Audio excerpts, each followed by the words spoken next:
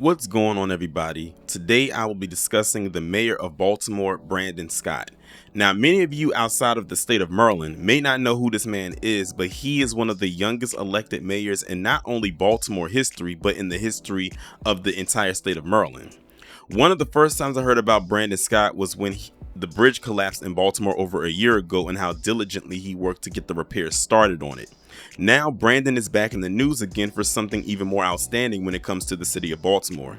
Thanks to him and his team, for the first time in 50 years, the city of Baltimore has the fewest homicide in the nation. Not just the state of Maryland, but the entire nation of the US.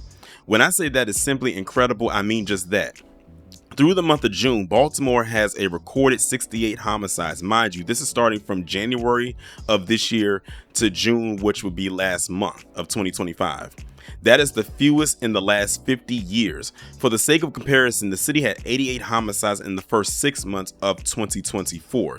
And according to Brandon, historic reductions in violent crime have led to a 22.7% decrease in homicides and a 19.6% decline in non-fatal shootings. Additionally, compared to 2024, auto thefts are down 34%, robberies are down 22%, and arsons is down to 10%, and carjackings are down to 15%. And a statement from Brandon is as follows: "Our continued progress is a direct result of the comprehensive, evidence-based public safety strategy that we have implemented in partnership with residents."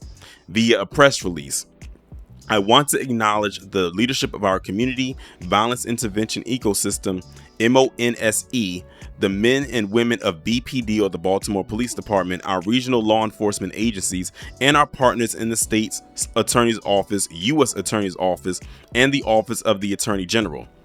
But our work is far from over. 68 lives lost to violence is 68 too many.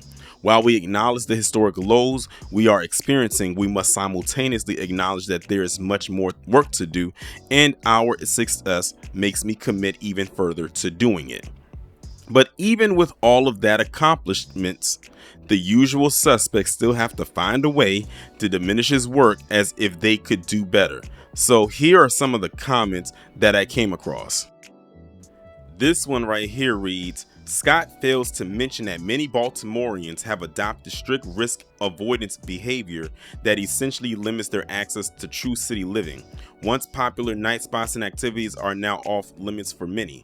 In the meantime, Scott's young thugs have free reign to run wild. They do a great job of ruining the quality life for many. Not sure how that can be accurately quantified." It says, "Does anyone actually feel safe in the city?"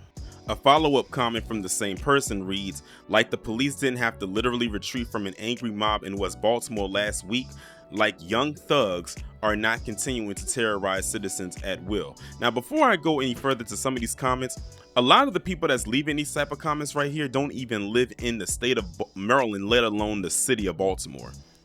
And I noticed that a lot of the people who comment like this typically never live in the cities that they always mention, like Baltimore or Atlanta or Chicago, because a lot of the times they get their news off of echo chamber right-wing platforms such as Twitter or any of those type of forums.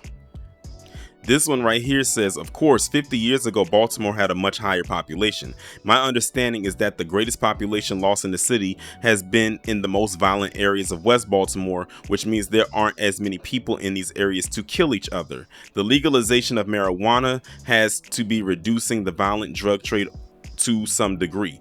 When I read this, especially a certain part of this, it's like they want violence to happen so they can have something to talk about or something negative to say when it comes to black people. But because they can't have anything to say about it because of what's happening thanks to the mayor, they have to resort to saying stuff or egregious things such as these.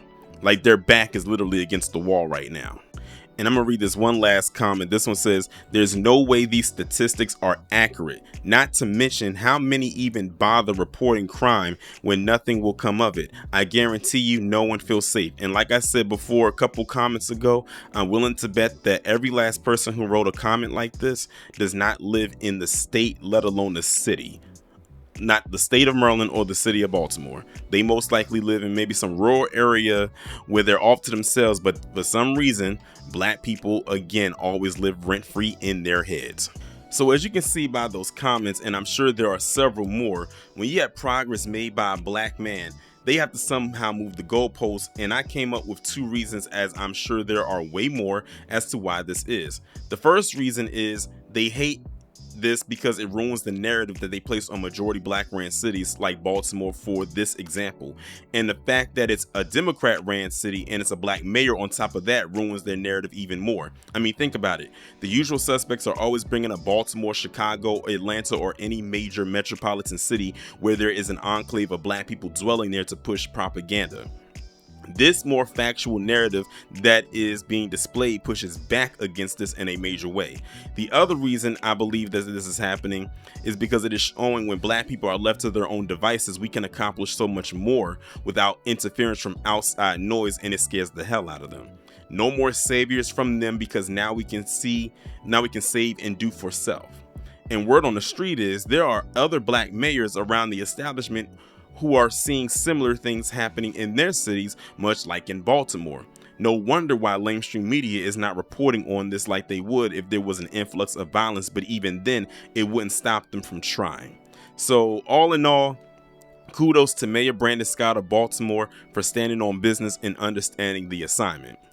And with that being said, y'all enjoy the rest of your day. Shout out to each and every one of you who have came to watch this commentary. Make sure y'all like, comment, share, and subscribe and all of that good stuff. And I will talk to you in the next one.